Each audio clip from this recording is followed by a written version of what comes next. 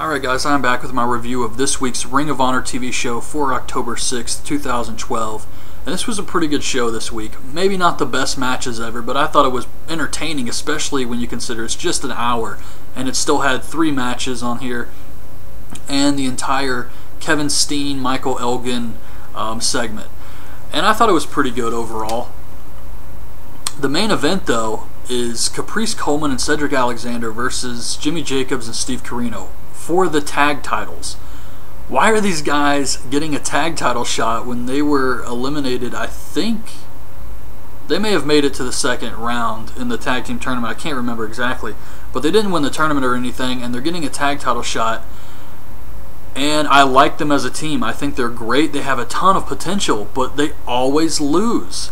It just seems like Ring of Honor never wants to push these guys. They always talk about how great Caprice and Cedric are, yet they're always losing matches. I just don't understand it.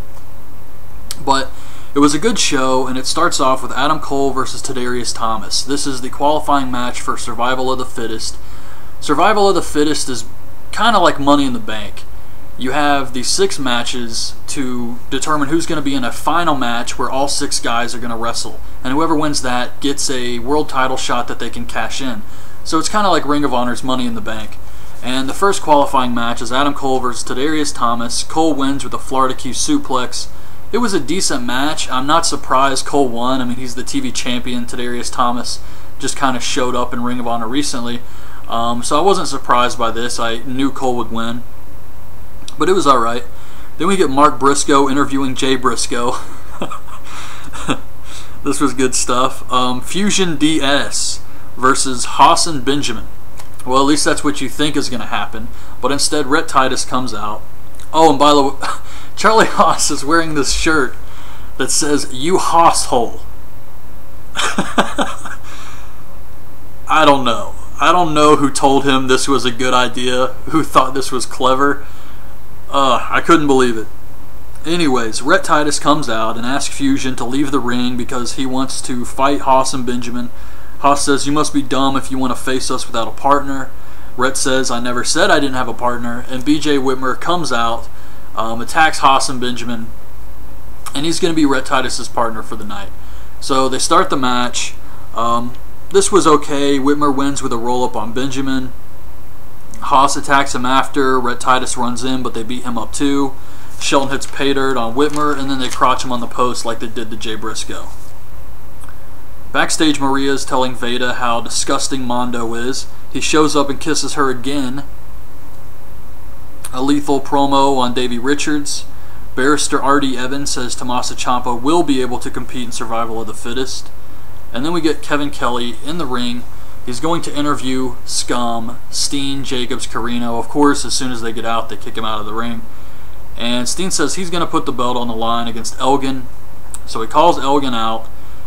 And Elgin and Truth Martini come out. And Truth grabs the mic and tells Kevin Steen to shush. Just shush. And Elgin, continuing his babyface turn. Well, he's already a babyface at this point. He's done he hasn't done anything like a heel for months and months now. So he's definitely a babyface.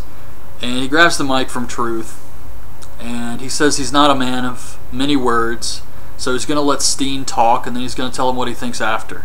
So Steen says that he doesn't like Michael Elgin because he stole the show in Florida.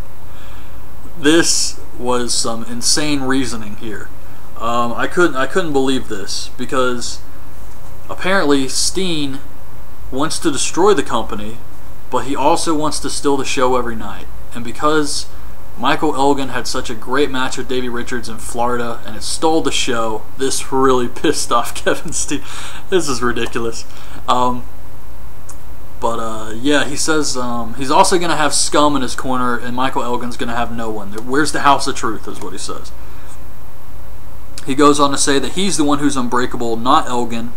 And Elgin grabs the mic and says actions speak louder than words, and he attacks Scum.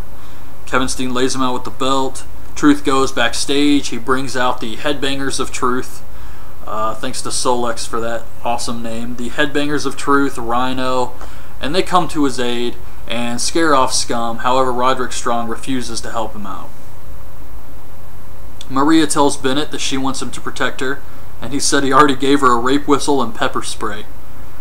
Then we get the main event, Caprice Coleman and Cedric Alexander versus Jacobs and Carino. I like Scum's entrance music. This is really starting to grow on me. And Caprice hits 2 northern suplexes on Jacobs and then a third on Carino and Jacobs. I thought that was pretty awesome.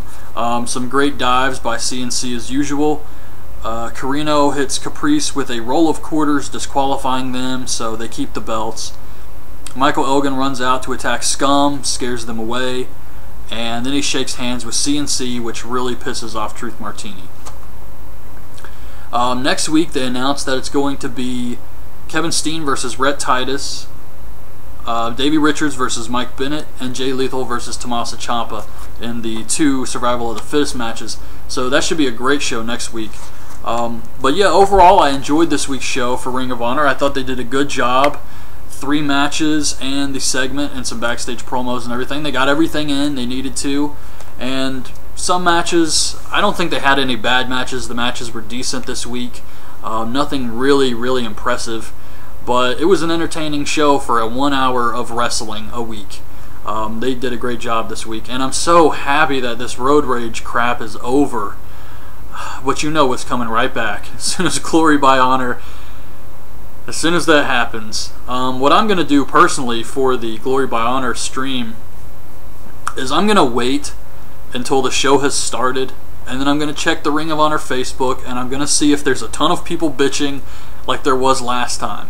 And if everybody's saying great show, working perfectly, I will buy the show.